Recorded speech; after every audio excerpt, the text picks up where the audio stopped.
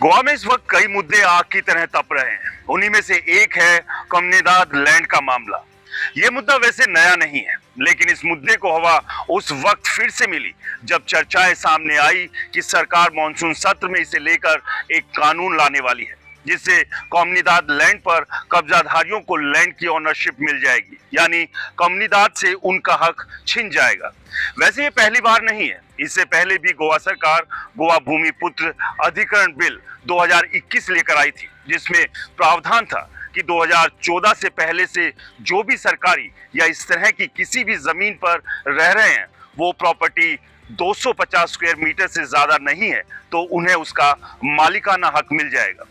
लेकिन इस बिल का गोवा में जमकर विरोध हुआ और 10 अगस्त 2023 को यह बिल वापस ले लिया गया। तो सवाल यह है, क्या गोवा सरकार एक बार फिर से नई बोतल में पुरानी शराब लेकर आ रही है, यानी भूमि पुत्र बिल 2021 2.0 आने वाला है?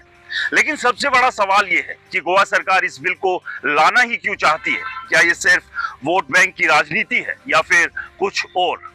नमस्कार, मेरा नाम है राजके वर्मा और आप देख रहे हैं गोवा का पहला हिंदी नेशनल चैनल राष्ट्र टीवी। दोस्तों, इस मुद्दे पर डिटेल में बात करने से पहले हम इसके इतिहास में जाना होगा और जानना होगा कि ये कम्युनिदाद शब्द कहां से आया और इसका सही अर्थ और मकसद क्या था। दरअसल कम्युनिदाद शब्द पोर्तुगीज भाषा से लिया गया, जो मूल रूप से लैटिन शब्द कम्युनिटास से निकला है। लैटिन में कम्युनिटास का मतलब है कम्युनिटी या सामूहिकता, यानी कलेक्टिवनेस। ये शब्द कम्युनिस्ट से बना, जिसमें कॉम का मतलब साथ और मुनिस का मतलब कर्तव्य या सेवा शामिल है, जिसका अर्थ है लोगों का एक समूह जो साझा हितों यानी शेयर्ड इंटरेस्ट या संसाधनों के लिए एक साथ काम करता है। गोवा में पोर्तुगीज शासन 1510 से 1961 के दौरान इस शब्द का उपयोग औपचारिक रूप से गांव आधारित कम्युनिटी सिस्टम के लिए किया गया।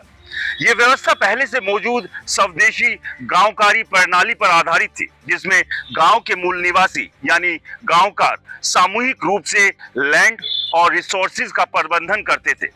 पोर्तुगीज ने इसे अपने प्रशासनिक ढांचे में शामिल कर लिया और इसे कम्युनिदाद नाम दिया। चलिए बात करते हैं पूरे विवाद और इस विवाद के पीछे के खेल की कहानी की। गोवा में कम्युनिदाद लैंड से जुड़ा मुद्दा एक जटिल और ऐतिहासिक मसला है, जो पोर्तुगीज शासन के दौरान स्थापित कम्युनिटी लैंड मैनेजमेंट सिस्टम से उत्पन्न हुआ। कम्युनिदाद गोवा की एक प्राचीन सामुदायिक व्यवस्था है, जो पोर्तुगीज शासन से पहले की गांव आधारित गोंकारी प्रणाली पर आधारित है। इसमें गांवों की भूमि सामूहिक रूप से मूल निवासियों यानी गांवकारों की ओनरशिप में होती थी और इसकी मैनेजमेंट सामुदायिक संसाधनों जैसे एग्रीकल्चर, पानी और दूसरी साझा संपत्तियों के लिए किया जाता था। पुर्तगालियों ने इस व्यवस्था को औपचारिक रूप दिया और इसे कम्युनिदाद नाम दिया गया। आज भी गोवा के कई गांवों में कम्युनिदाद लैंड मौजूद है, जिसका प्रबंधन कम्युनिदाद कमेटियां करती है। हाल के सालों में कम्युनिदाद लैंड पर अवैध कब्जे और अवैध कंस्ट्रक्शन एक बड़ा मुद्दा बन गया। काफी लोग खासतौर से गैर स्थानीय या बाहरी व्यक्ति इस लैंड पर अवैध रूप से घर, दुकानें या दूसरा स्ट्रक्चर बनाकर रह रहे हैं, जिसने कम्युनिदाद समितियों और स्थानीय गांवकारों की चिंता को बढ़ा दिया, क्योंकि ये लैंड सामुदायिक संपत्ति है और इसका उपयोग केवल लोकल्स के हित में होना चाहिए। इसके अलावा कुछ मामलों में कम्युनिदाद लैंड को गलत तरीके से बेचा गया या धोखाधड़ी से ट्रांसफर किया गया, जैसा कि हाल ही में मापसा में कुनचेलिम कम्युनिदाद लैंड घोटाले में देखा गया, जहां करीब 140 से अधिक परिवारों को अवैध रूप से प्लॉट बेच दिए गए। अब इस मुद्दे के फिर से गर्म होने के पीछे की वजह है गोवा की सरकार इसे लेकर एक नया विधेयक लाने की तैयारी कर रही है, जो कम्युनिदाद लैंड पर बने इलीगल कंस्ट्रक्शन को नियमित यानी रेगुलराइज करने का प्रावधान करेगी। सूत्रों के मुताबिक इस विधेयक का मकसद न केवल सरकारी जमीन पर बने अवैध घरों बल्कि कम्युनिदाद लैंड पर बने निर्माणों को भी वैध करना है, लेकिन कुछ शर्तों के साथ। हालांकि इस प्रस्तावित विधेयक का मसौदा अभी तक सार्वजनिक नहीं किया गया है और न ही कम्युनिदाद समितियों को इसकी कोई ऑफिशियल प्रति प्राप्त हुई है।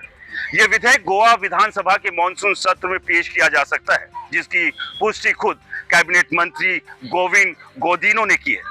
गोवा के कई कम्युनिदाद संगठन इस सरकारी कदम का कड़ा विरोध कर रहे हैं। हाल ही में 67 कॉमनीदादों के अध्यक्षों ने चिंचिनिम कॉमनीदाद ऑफिस में एक बैठक आयोजित की और कॉमनीदाद बचाओ गोवा बचाओ अभियान को तेज किया। उनका तर्क है कि कॉमनीदाद भूमि गांवकारों और शेयर होल्डर्स की सामूहिक संपत्ति है और सरकार को इसे नियमित करने का कोई अधिकार नहीं है।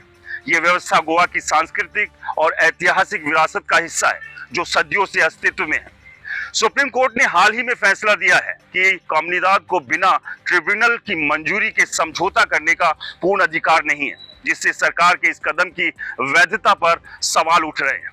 इसके अलावा कॉमनीदाद संगठनों ने इस मुद्दे को लेकर कानूनी कार्रवाई की धमकी दी और कुछ ने प्रधानमंत्री कार्यालय यानी पीएमओ को पत्र लिखकर हस्तक्षेप की मांग की है। वो पीआईएल दायर करने की योजना भी बना रहे हैं। सुप्रीम कोर्ट ने हाल ही में गोवा काश्तकारी अधिनियम 1964 के तहत पट्टे पर दी गई भूमि के उपयोग को केवल कृषि के लिए सीमित कार्यालय यानी पीएमओ को पत्र लिखकर हस्तक्षेप की मांग की है। वो पीआईएल दायर करने की योजना भी बना रहे हैं। सुप्रीम कोर्ट ने हाल ही में गोवा काश्तकारी अधिनियम 1964 के तहत पट्टे पर दी गई भूमि के उपयोग को केवल कृषि के लिए सीमित करने का फैसला सुना है, जिसका कॉमनीदाद भूमि पर भी प्रभाव पड़ सकता है। इसके अलावा सुप्रीम कोर्ट ने भूमि अधिग्रहण नीतियों के संबंध में राज्यों को चेतावनी दी कि ऐसी नीतियां लागू करते समय आजीविका के अधिकार यानी अनुच्छेद 21 का ध्यान रखा जाए। यह कॉमनीदाद भूमि के रेफरेंस में भी रेलिवेंट हो सकता है क्योंकि ये स्थानीय समुदाय की आजीविका से जुड़ा है। अब एक बार वर्तमान स्थिति पर भी नजर डालते हैं। कॉमनीदाद संगठन और स्थानीय निवासी इस मुद्दे पर एकजुट हो रहे हैं और इसे गोवा की सांस्कृतिक और सामाजिक पहचान से जोड़कर देख रहे हैं। सरकार का दावा है कि यह विधेयक अवैध निर्माण को नियमित करने के लिए आवश्यक है, लेकिन कॉमनीदाद समितियों का कहना है कि यह उनकी विरासत को कमजोर करेगा। इस मुद्दे पर अभी तक कोई अंतिम फैसला नहीं हुआ है और विधेयक का मसौदा सार्वजनिक होने के बाद ही इसकी वास्तविक दिशा और प्रभाव स्पष्ट होंगे। लेकिन इस सब के पीछे जो सबसे बड़ी वजह है वो है वोट बैंक की राजनीति। जानकारों के मुताबिक सभी राजनीतिक दल और खास तौर पर बीजेपी ये जानती है कि 2027 में अगर दूसरे प्रदेशों से गोवा में आकर रह रहे लोगों का वोट चाहिए तो उसके लिए उन्हें साधना जरूरी है, क्योंकि कॉमनीदाद लैंड पर वर्तमान में सबसे ज्यादा मौजूदगी दूसरे प्रदेशों से आए लोगों की है। ऐसे में अब देखना होगा कि मॉनसून सत्र में इस बिल को लेकर सरकार का क्या रुख रहने वाला है और अगर बिल आता है तो विपक्षी पार्टियां किस तरह से रिएक्ट करेगी। दोस्तों, इस मुद्दे पर आपकी क्या राय है, हमें कमेंट्स कर जरूर बताएं और अगर आपने राष्ट्रीय टीवी को सब्सक्राइब नहीं किया है तो चैनल को सब्सक्राइब करना ना भूलें। नमस्कार।